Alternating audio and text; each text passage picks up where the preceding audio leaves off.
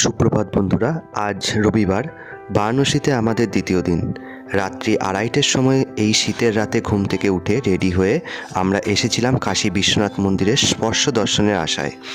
কিন্তু প্রচণ্ড ভিড় থাকায় 4টা থেকে 5টার মধ্যে আমরা মন্দিরে প্রবেশ করতে পারিনি, কারণ এই 4টে থেকে 5টা অবধি মন্দিরে স্পর্শ দর্শন অ্যালাউ করে। অগত্যা শুধু দর্শন করেই আমরা ফিরে এলাম। বাবা বিশ্বনাথ হয়তো এবার আমাদের সেই সুযোগ দিল না। আজ পুরো দিন আমরা বেনারস শহর ঘুরব, প্রসিদ্ধ লক্ষ্মী চায়ওয়ালার কাছে ব্রেকফাস্ট, গঙ্গাবক্ষে নৌকো ভ্রমণ, সাথে দর্শন করে নেব বারাণসীর বিখ্যাত 84 ঘাট। সেই সঙ্গে আজ দেখে নেব ভিড়ে ঠাসা বারাণসী শহরের অপূর্ব সুন্দর রাজপথ আর কাশীর গলিতে গলিতে অপূর্ব সব দেওয়ালচিত্র। তো চলো শুরু করি আজ বারাণসী ভ্রমণের দ্বিতীয় দিন। Good morning. তো আজকে হচ্ছে বারাণসীর ডে 2 মানে সেকেন্ড ডে, আর আমরা এখন বেরিয়ে পড়েছি ব্রেকফাস্ট করার উদ্দেশ্যে। কিন্তু আমরা রাস্তা ভুল করে ঢুকে পড়েছি মন্দির চত্বরের মধ্যেই। তো যখন ঢুকে পড়েছি তখন মন্দির চত্বরটা ঘুরে নিয়ে একটুখানি, এই দিকটা আমাদের আসা হয়নি। সকাল সকাল পুজো দিয়েছি ঠিক কথা, কিন্তু আমরা এই দিকটা আসতে পারলাম না। তাই এখন যখন ঢুকে পড়েছি তখন এই দিকটা একটুখানি ভাবলাম যে ঘুরেই নিই। তো চলো তোমাদেরকেও দেখাই।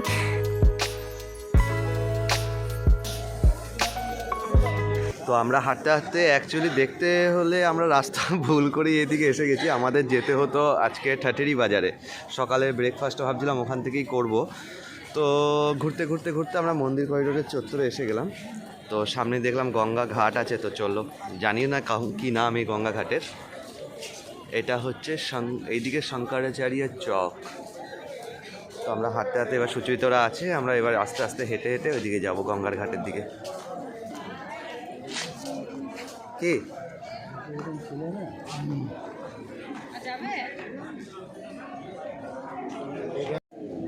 হাসি আইটা হাসি আইটা হাসি আইটা হাসি, এটা স্টাইল করে দাও। এটা হচ্ছে অহল্যাবাই স্ট্যাচু, দেখে নাও তো। এটা মন্দির করিডোরে ব্যাক সাইডে, মানে 4 নম্বর গেটের সামনে আছে।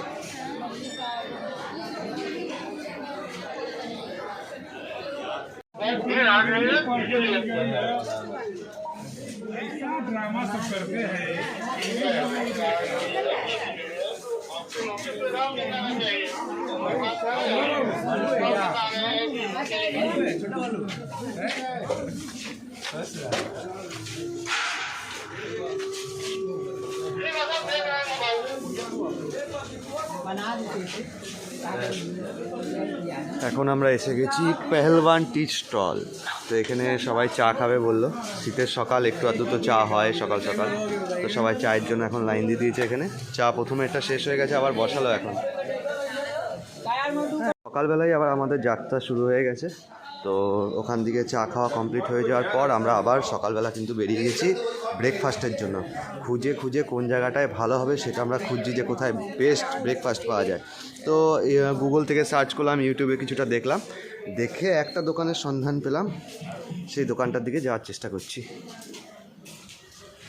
যদি খুঁজে পাই তো সেই জায়গায় যাব। দোকানটার নাম হচ্ছে লক্ষ্মী চায়ওয়ালে। শুনেছি নাকি ওখানে টোস্ট খুব ফেমাস। তো যাওয়া যাক।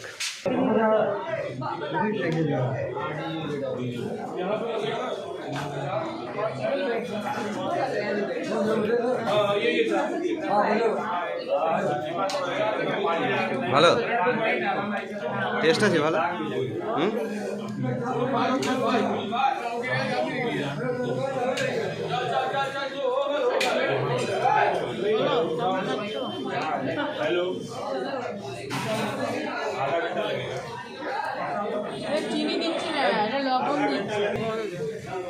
তো আমরা মালাই টোস্ট পাইনি, বাটার টোস্ট খেতে হচ্ছে। কিন্তু বাটার টোস্টও ভালো খেতে, সুন্দর টেস্ট। ভরে ভরে বাটার, পাউরুটির সাইজগুলো একটু ছোটো ছোটো, কিন্তু খেতে ভালো।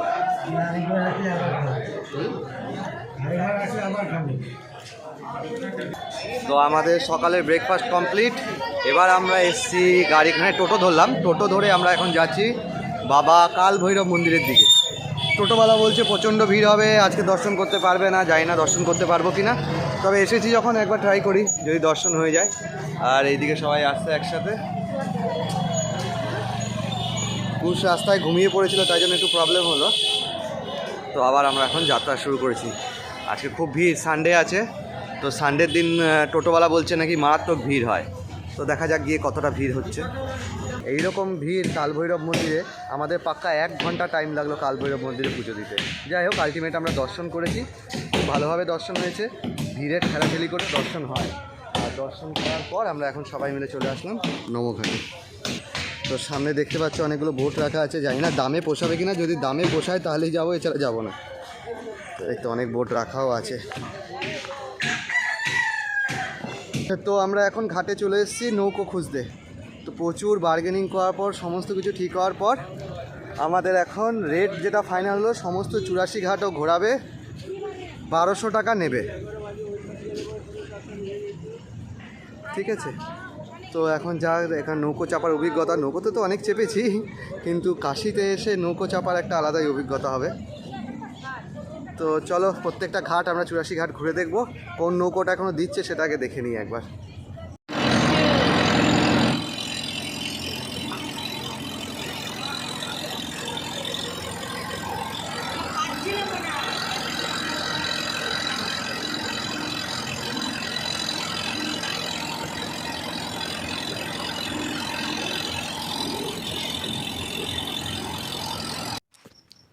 ঘড়িতে বাজে দুপুর 12টা, আমরা উঠে বসলাম নৌকাতে।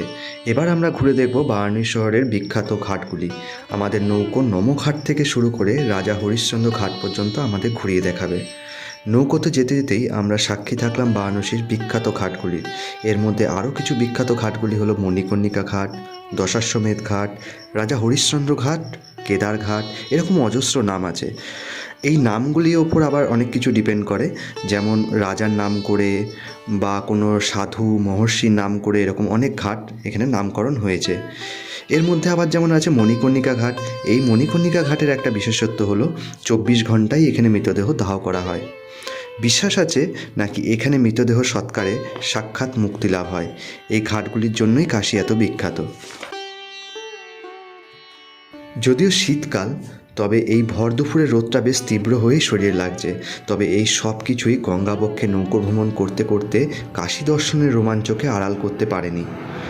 তবে তোমরা যারা বারাণসীতে এসে নৌকো ভ্রমণ করতে চাও, নৌকোতে ওঠার আগে দামাদামিটা একটু ঠিকভাবে করে নিতে ভুলবে না, কারণ নৌকোর মাঝিরা কিন্তু অনেকটাই চড়া দাম চেয়ে বসে। তো নিজের সুবিধা মতো তোমরা অবশ্যই প্রথমে বার্গেনিংটা করে নেবে। আমাদের যেমন নৌকোতে চাপতে চেয়েছিল 4500 টাকা, তো আমরা সেটা বার্গেনিং করে 1200 টাকায় এনেছি। এরকম যে যেমন পারে দাম চেয়ে বসে, তো তোমাদের জন্য এটাই ভালো হবে, তোমরা প্রথমে একটু দামাদামিটা করে নিও। শেয়ারেও তোমরা যেতে পারো নৌকোতে, আবার নিজেরা পার্সোনালও নৌকো বুকিং করতে পারো। আমাদের মোটামুটি সব কটা ঘাট ঘুরে দেখতে 1 ঘন্টা থেকে 1 ঘন্টা 20 মিনিটের মতো টাইম লেগেছে। আর এই 1 ঘন্টায় নৌকো ভ্রমণ, সত্যি বলতে এটা জীবনের একটা স্মরণীয় অধ্যায় হয়ে থাকবে। যেতে যেতে এখানে যেমন মণিকর্ণিকা ঘাটে আমরা দেখতে পেলাম যে তখনও মৃতদেহ সৎকার হচ্ছে। এই মণিকর্ণিকা ঘাটেই সকালবেলা থেকে শুরু করে রাত অবধি দিনের 24 ঘন্টায় মৃতদেহ সৎকার করা হয়। বলে নাকি এখানে চিতার আগুন কখনো নেভে না, মানে 24 ঘন্টায় এখানে মৃতদেহ সৎকার করা হয়। তো একটা সুন্দর অভিজ্ঞতা। তোমরা যারা বারাণসীতে আসবে, তোমরা অবশ্যই একবার না একবার নৌকো ভ্রমণ করে এই ঘাটগুলোর পাশ দিয়ে যাওয়ার চেষ্টা করবে।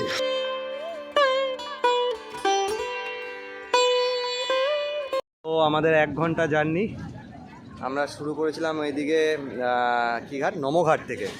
আর এইদিকে পুরো হরিশ্চন্দ্র ঘাট ঘুরে কমপ্লিট করে আমরা এখন নামছি মীর ঘাটে, কারণ এইখান থেকে আমাদের হোটেল খুব কাছে।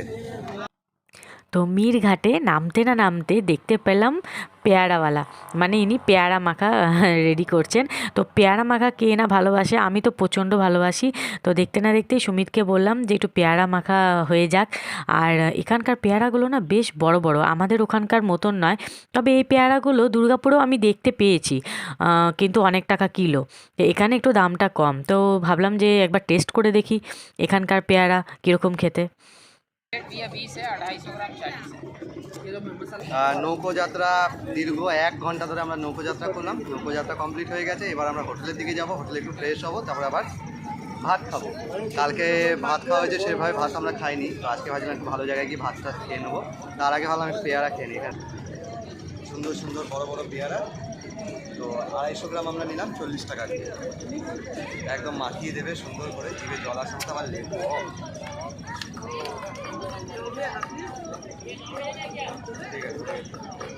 ঠিক আছে।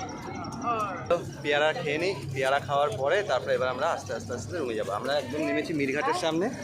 আর তোমরা যারা আলকা, হোটেল আলকা চেনো না, এটা হচ্ছে মিরঘাটের সামনেই একদম হোটেল আলকা। মানে এখান থেকে তোমরা এই আলকা হোটেলে যেতে পারবে, যেখানে খুব কম পয়সায় তোমরা থাকতে পারবে। Good evening. এখন ঘড়িতে বাজে সন্ধ্যে 7টার সময় আমরা সবাই মিলে বেরিয়ে গেছি। একটু যাচ্ছি মেন মার্কেটের দিকে, মেন রোডের দিকে। এখানে মানে অলিগলিতে শুধু ভগবানের এই দোকান যেগুলো আছে সেগুলোই আছে। কিছু কেনাকাটা করতে গেলে আমাদের মেন মার্কেটে যেতে হবে।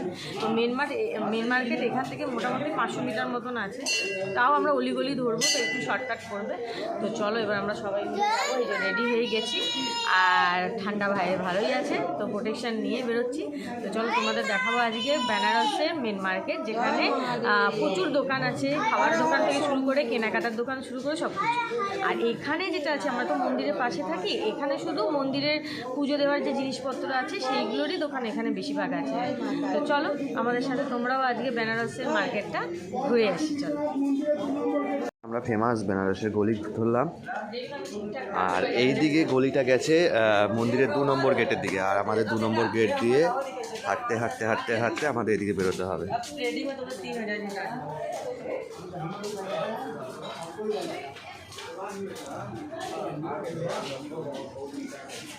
এইখানে অন্নপূর্ণা যে ভোগ ভাণ্ডার আছে, যেখানে প্রসাদ ডিস্ট্রিবিউশন হয়, এই গলিটা দিয়ে। এখানে দেখছো লাইন দাঁড়িয়েছে, এই গলিটা দিয়ে অন্নপূর্ণা প্রসাদ ডিস্ট্রিবিউশন সামনে।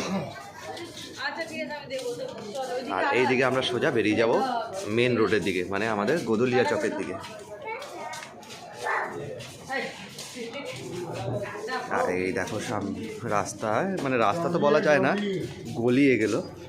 আর এই দিকে দেখো কত সুন্দর সমস্ত ছোট ছোট ছোট ছোট দোকান, যেখানে অনেক কিছু হরেক ধরনের জিনিস বিক্রি হচ্ছে, ছোট বড় অনেক ধরনের জিনিস। শাড়ি, বেনারসের ফেমাস শাড়ি সব কিছু আছে। এই দেখো শাড়ির দোকান। আর সবচেয়ে ফেমাস হচ্ছে এখানকার ওয়াল পেন্টিং। এত সুন্দর ওয়াল পেন্টিং, প্রতিটা দেওয়ালে দেওয়ালে সুন্দর করে ওয়াল পেন্টিং করা। তো ওয়াল পেন্টিং দেখতে দেখতে এখন আমরা এগিয়ে যাচ্ছি মেন মার্কেটের দিকে। আর এই রাস্তার গলিগুলো যা মানে কি বলবো, এই 2 দিনের মধ্যে এতবার যাওয়া আসা সুমিতার আমি করেছি যে একটু মুখস্থও হয়ে গেছে। তবে মাঝে মধ্যে একটু ভুল হয়ে যায়, কারণ অনেক সময় বোঝা যায় না, কিন্তু মোটামুটি মুখস্থ হয়ে গেছে যে কোন রাস্তা কোন দিকে যাচ্ছে। আর এত সাজার জিনিস, এত জিনিস, মানে কি বলবো, দেখেই লোভ লাগছিল কোনটা ছেড়ে কোনটা নিই। কিন্তু ওই যে প্রচুর দাম, কি আর বলবো, প্রচুর দাম। তো এখন আমরা এসে গেছি মেন রোড, যেটা গলি থেকে বার হয়ে। আর শুধু ভিড়টা দেখো। হ্যাঁ, আমাদের তো বছর একবার দুর্গাপুজো হয়, এখানে এত ভিড়। হয়তো আজকে সানডে বলে এত ভিড়। আমার কথা কতটা তোমরা শুনতে পাবে আমি জানি না। দেখো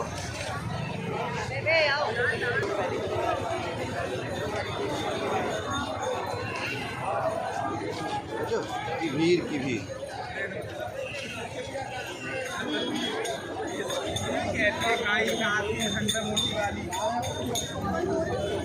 এই দেখ বলে বাবা, এই যে এইদিকে।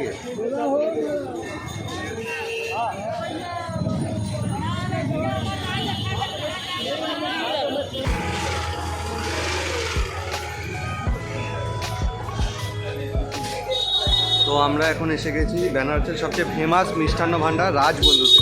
তো এখানে কি হয়, পুরো অরিজিনাল, পুরো খাঁটি ঘিয়ের সমস্ত কিছু মিষ্টি তৈরি করা হয়। তো আমরা অনেক খুঁজে খুঁজে হেঁটে হেঁটে হেঁটে হেঁটে এই জায়গাটা এসেছি। এটা 250 হলো তো, আর 250 ডিসকা দিচ্ছি। আমাদের 250 আমাদের 250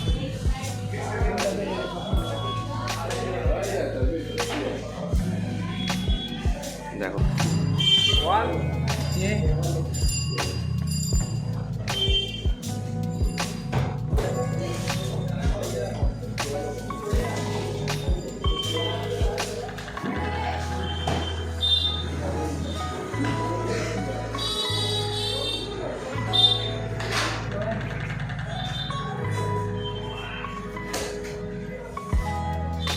দিন রেখে দিতে পারবে।